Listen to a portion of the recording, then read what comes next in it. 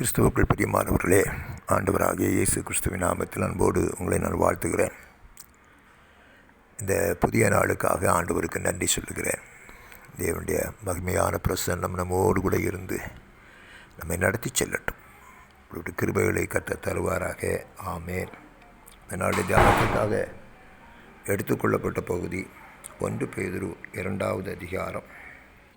1 பேதுருவின் புஸ்தகம் 2வது அதிகாரம் 19வது வசனம் முதல் வாசிக்கிறேன். ஏனெனில் தேவன் மேல் பற்றுதலாயிருக்கிற மனசாட்சி நிமித்தம் ஒருவன் அநியாயமாய் பாடுபட்டு உபத்திரவங்களை பொறுமையாய் சகித்தால் அதுவே பிரீதியாயிருக்கும். நீங்கள் குற்றம் செய்து அடிக்கப்படும் போது பொறுமையோடே சகித்தால் அதனால் என்ன கீர்த்தி உண்டு?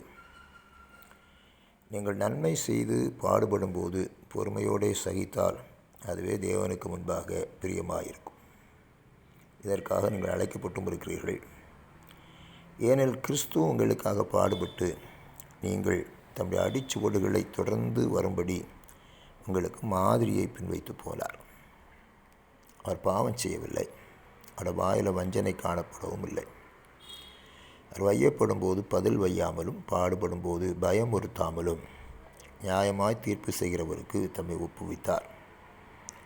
நாம் பாவங்களுக்கு செத்து நீதிக்கு பிழைத்திருக்கும்படிக்கு அவர் தாமே தமது சரீரத்தில் நம்முடைய பாவங்களை சிலுவையின் மேலே சுமந்தார்.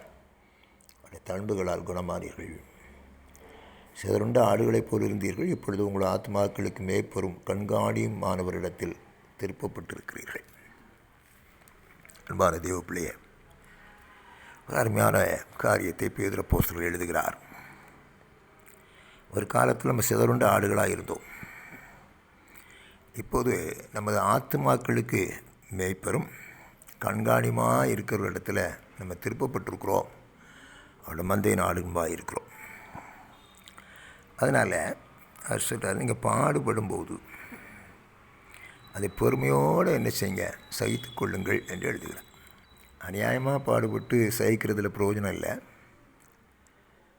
ஆனால் உண்மையாக பாடுபடும்போது, நீதி நிமித்தமாக பாடுபடும்போது அதை பொறுமையோடு என்ன செய்யுங்க, சகித்து கொள்ளுங்கள். கிறிஸ்துவும் அப்படியே பாடுபட்டு பொறுமையோடு என்ன செய்தார், சகித்து கொண்டார் என்று சொல்லி உங்களுக்கு எழுதப்பட்டிருக்கிறதை பார்க்குறோம். 2 காரியத்தை அதில் பார்க்குறோம். ஒன்று, அவர் பாவம் செய்யவில்லை, அவருடைய வாயில் வஞ்சனை காணப்படவில்லை. அதாவது பாடுபடுத்தும் போது, துன்பப்படுத்தும் போது அவர் பதிலே பேசலை,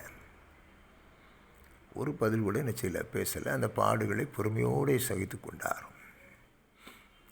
பிதாவாகிய தேவன் அவருக்கு உதவி செய்தார். சகித்து கொள்ளக்கூடிய ஒரு கிருபையை கர்த்தர் கொடுத்தார் என்று சொல்ல வேண்டும். மகிமையான பரிசுத்த ஆவியானவர் அவரோடு கூட இருந்ததுனால அந்த பாடுகளை சகிப்பதற்கு அவர் உதவி செய்தார். 2வது, அவர் பயமுறுத்தவில்லை. எனக்கு இதாக செஞ்சால் உனக்கு என்ன நடக்குங்கிறத நீ நல்லா யோசித்துக்க அப்படிலாம் அவர் சொல்லலை. அப்படி அவர் சொல்லலை. அவர் என்ன செய்தாராம், பொறுமையோடு கூட சகித்து கொண்டாராம். பொறுமையோடு சகித்து கொண்டாராம். பொதுவாக மனுஷீகத்தில் நமக்கு உடனே கோபம் வந்த உடனே, ஏன் இப்படியா பண்ணுற, இவங்களுக்கு உரிமை இப்படி பண்ணுறியா, அநியாயம் பண்ணுறிய, ஆண்டவனை அடிக்க போகிறாரு அப்படின்னு சொல்லுவோம். ஆனால் ஆண்டவர் அதை கூட என்ன செய்யலை, சொல்லவில்லை. வாயினால் பாவம் செய்யலை, அது பாவம்னு சொல்கிறார். வாயினால் அவர் என்ன செய்யலையா, பாவம் செய்யலை. நாம் நீதியாய் தீர்ப்பு செய்கிறவருக்கு தம்மை ஒப்பு கொடுத்தார். சொல்கிறாரு, இந்த உலகத்தில் நம்ம நியாயாதிபதிகள் இல்லை. குற்றத்தை சொல்வதற்கு நம்ம நியாயாதிபதிகள் இல்லை, நீதிமான்கள் இல்லை. குற்றவாளியாய் தீர்ப்பதற்கும் நம்ம நீதிமான்கள் இல்லை, நீதிபதிகள் இல்லை. அது ஒரே ஒருத்தர் தான் இருக்கிறார், நியாயாதிபதியாகிய இயேசு கிறிஸ்து. வரும்போது அவர் செய்வார். அவர் தான் நீதியாக தீர்ப்பு செய்கிறவர்.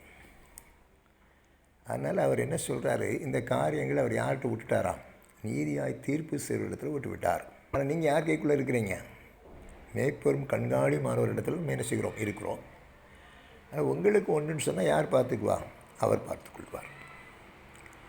அதனால் பாடுகளை பொறுமையோடு கூட சகித்து கொள்வோம். வரும், இந்த உலகத்தில் நிந்தைகள் வரும், அவமானங்கள் வரும்.